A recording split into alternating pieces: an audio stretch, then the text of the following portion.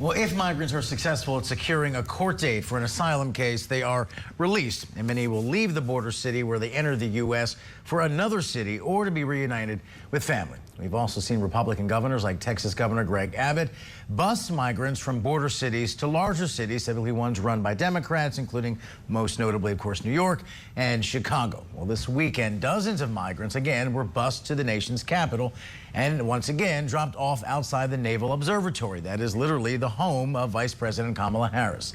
New York's Mayor Eric Adams says the city is overwhelmed right now by migrants arriving daily and wants to send temporarily some migrants to two northern counties. In Chicago, meantime, a state of emergency has been declared because of the ongoing influx. Joining us now, Chris Ophus, pastor of New Life Community Church. Thank you so much for being with us, Chris. We really do appreciate your time.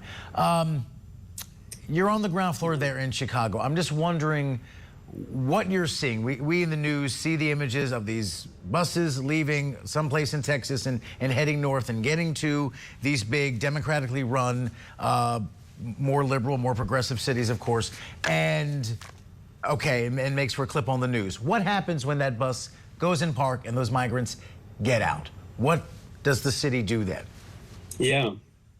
Well, good morning. Thanks for having me on. Appreciate it. What we've been seeing in Chicago, I think probably similar to what is happening in New York. We've kind of had anticipated a surge happening sort of from now towards now and then after the end of Title 42. But really a few weeks ago started seeing, maybe even a month ago, a pretty significant uptick in the number of people coming to Chicago. And normally when someone needs shelter, they would call 311 and then wait at a police station to be taken into a shelter.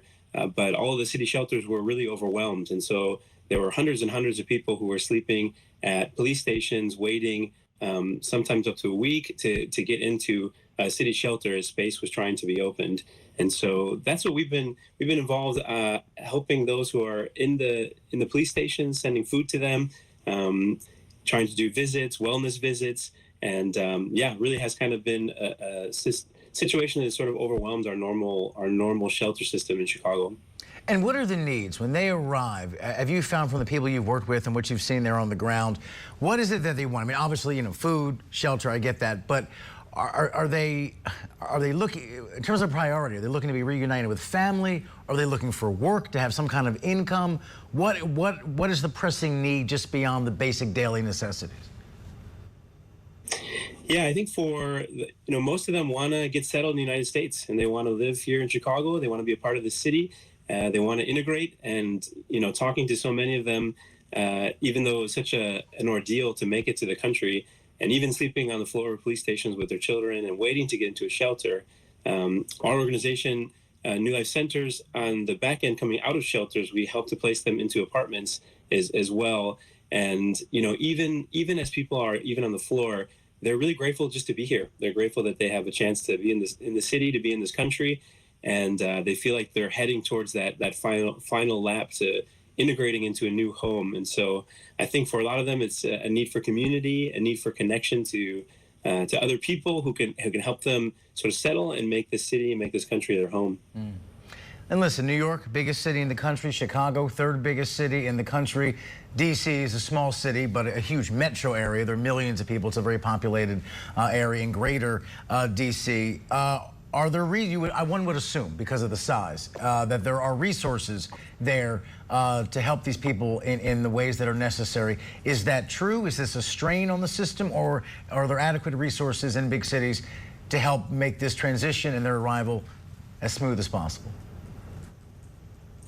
I think it's probably both. I think there are resources, and it is also strain. I think in the short term, I think Chicago has probably not experienced this many people needing to get into a shelter at one time that I can remember in my years being involved with work with new arrivals.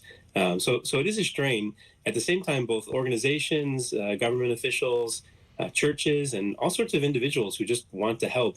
It's amazing to see even how just organically groups have sprung up around different stations to support people. So Chicago is a welcoming city, and it's been pretty cool to see how many have stepped up pretty sacrificially, saying even though the system, the supports and the systems that exist are overwhelmed, but people have sort of rolled up their sleeves and wanted to get to work and are supporting those who are coming, despite the fact that there's not the system was not designed to handle this amount of people at one time. And listen, last question before we let you go. And obviously, you're a pastor, not a politician, but there is a political subtext to this, and I'm curious as to your read. The reason that these migrants get bused to New York or Chicago or D.C. or Martha's Vineyard, the subtext of these visits from Republican governors is, oh, okay, this is not just going to be a border town issue. I'm sending them further north so you can have a part of this problem as well, so it doesn't just fall to us and to the Dems and to the liberals out there who champion these immigration causes. Okay, well, now it's time for you to talk the talk as well, in addition to walking, time for you to walk the walk. And so there is that subtext to what we're seeing, whether it's DeSantis or Governor Abbott in Texas. Are the immigrants, I know politicians are aware, but do you get the sense that the immigrants at all are aware of the political football that this issue is in our country, and they are very much pawns in that game to some extent? I wondered that, and I remember talking to some who had been bused and sort of asked them, hey, what did you think about being bused from one place to another, kind of to show Chicago that, to sort of test to see whether Chicago really is a welcoming city.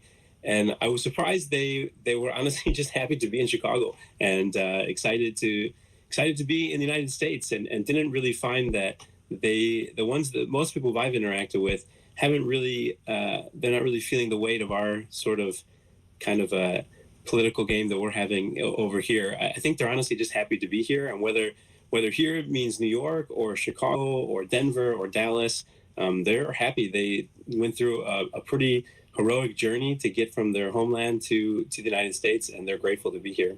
And just to reference a GOP strategist we had on the show earlier today, are you seeing drug lords? Are you seeing gangbangers? Are you seeing terrorists? Are you seeing rapists? Are you seeing hardened criminals? No, we are not seeing that. We're seeing a lot of moms, seeing a lot of dads, seeing a lot of people who are fighting like my relatives did to get to this country and start a new life. And we're happy to welcome them here in Chicago. Chris, thank you so much. New Life Community Church there in Chicago. Appreciate your time and your perspective. Thank you so much.